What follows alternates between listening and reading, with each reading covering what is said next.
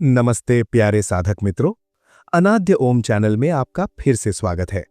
महाशिवरात्रि का पावन पर्व और सच कहूं तो दोस्तों, आजकल हवा में एक अलग ही शिव तत्व और वो दिव्य ऊर्जा महसूस हो रही है। आज हम एक बहुत ही गहरे और प्यारे विषय पर चर्चा करने वाले हैं, श्री रुद्रम। हम में से बहुत लोग इसका पाठ करते हैं, लेकिन क्या हम इसके पीछे के उस मर्म को समझते हैं? इस वीडियो में हम श्री रुद्रम के 11 अनुवाकों की गहराई को समझेंगे। यहाँ अनुवाक का सीधा सा मतलब है अध्याय या चैप्टर्स। चलिए मिलकर भय से मुक्ति और मोक्ष की इस यात्रा को शुरू करते हैं।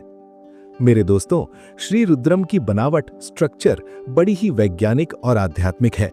ये कुल 11 अनुवाकों में बटा है, जो असल में हमारी चेतना के धीरे धीरे होने वाले विकास को दिखाते हैं। इसका एक ड्यूअल पर्पस है, भोग और मोक्ष। भोग यानी हमारी लाइफ की जरूरतें और सुख, और मोक्ष यानी अज्ञान से आजादी।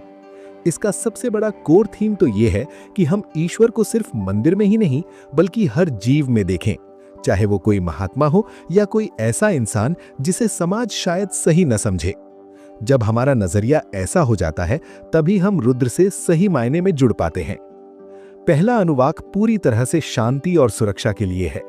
इसमें हम रुद्र से प्रार्थना करते हैं कि वे अपना घोर रूप, यानी वो जो डरावना या भयानक स्वरूप है, उसे छोड़कर सौम्य हो जाएं।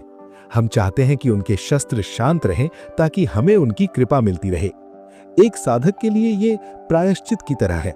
ये हमें अकाल मृत्यु और किसी भी तरह के डर से बचाता है, और यहाँ तक कि भीषण बुखार या फीवर के लिए भी ये कवच की तरह काम करता है।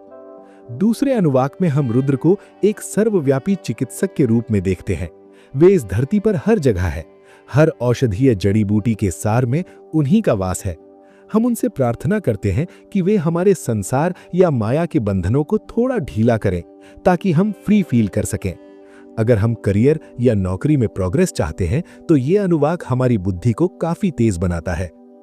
अब आते हैं तीसरे अनुवाक पर, जहां रुद्र को तस्करों के स्वामी यानी चोरों का मालिक कहा गया है। सुनने में अजीब लगता है ना, पर इसका आध्यात्मिक मतलब बहुत गहरा है। रुद्र वे चोर हैं जो हमारी इग्नोरेंस या अज्ञान को चुरा लेते हैं। हमारा असली आत्मभाव तो अहंकार के नीचे दबा है, और रुद्र उस अहंकार को हटाकर हमें फिर से हमारी असलियत से मिला देते हैं। चौथा अनुवाक रुद्र को विश्वकर्मा के रूप में पूजता है। वे हर तरह के काम के रचयिता हैं। काम चाहे छोटा हो या बहुत बड़ा, उसके पीछे की शक्ति रुद्र ही है। साधकों के लिए यह हिस्सा हेल्थ के लिहाज से बहुत खास है, क्योंकि ये मधुमेह और कुष्ठ रोग जैसी कठिन बीमारियों से लड़ने की शक्ति देता है। पांचवें अनुवाक में हम देखते हैं कि कैसे रुद्र बहते हुए जल में मौजूद हैं। यहाँ उनके 5 मुख्य कार्यों, सृष्टि, पालन, विनाश, अज्ञान और मोक्ष को याद किया गया है। अगर आप अपनी संपत्ति या रिसोर्सेज को बढ़ाना चाहते हैं, तो ये खंड आपकी बहुत मदद करता है। शत्रुओं पर जीत और एक अच्छे बच्चे, संतान की खुशी के लिए भी इसका जप किया जाता है। छठे अनुवाक में रुद्र का स्वरूप काल यानी समय है। वे ही समय है, और वे ही सभी वेदों का सार है। इस अनुवाक के कुछ बहुत ही प्रैक्टिकल फायदे हैं, जैसे माताओं के लिए गर्भ की सुरक्षा और आसान प्रसव। अगर लाइफ में कोई कठिन ज्योतिषीय दशा यानी प्लैनेटरी फेज चल रही हो, तो ये अनुवाक ग्रह शांति में भी बहुत सहायक है। 7वें अनुवाक में हम प्रकृति के हर एलिमेंट में रुद्र को महसूस करते हैं, चाहे वो बादल हो, तूफान हो या बारिश। ये अनुवाक ओवरऑल ग्रोथ के लिए है। इसका पाठ करने से बुद्धि, सेहत और धन तीनों में बढ़ोतरी होती है, और हमें विद्या के साथ साथ लंबी उम्र और अंत में मोक्ष की राह मिलती है। 8वां अनुवाक रुद्र के तेज और उनकी शक्ति पर फोकस्ड है। वे वो लाइट सोर्स हैं जो बाकी देवताओं को भी चमक देते हैं। वे पवित्र नदियों में बसते हैं और हमारे पापों को धोने की ताकत रखते हैं। अगर आप किसी विवाद में फंसे हैं, तो ये अनुवाक विरोधियों के प्रभाव को कम करने में मदद करता है। 9वां अनुवाक उनके गण यानी उन शक्तियों की बात करता है जो पूरे यूनिवर्स को कंट्रोल करती है। प्रैक्टिकल लाइफ में ये अनुवाक सोना, एक अच्छा लाइफ पार्टनर और बेहतरीन जॉब दिलाने में मदद करता है। और हाँ, ये ऐसा आशीर्वाद भी देता है कि हमारी संतान शिव भक्त बने। 10वें अनुवाक में रुद्र का बड़ा ही प्यारा और शांत स्वरूप दिखता है। वे गुस्सा छोड़कर बिना बाणों वाला पिनाक धनुष पकड़कर अपने भक्तों को वरदान देने आते हैं। यहाँ हमें शिव के भैरव स्वरूप के भी दर्शन होते हैं। ये हिस्सा हमें बड़े लोगों या सरकार से जुड़े किसी भी डर से आजाद कर देता है और हमें पूरी तरह से निडर बना देता है। 11वां यानी एकादश अनुवाक पूरी तरह से कृतज्ञता और समर्पण का है। यहाँ हम बिना किसी शर्त के रुद्र को नमन करते हैं।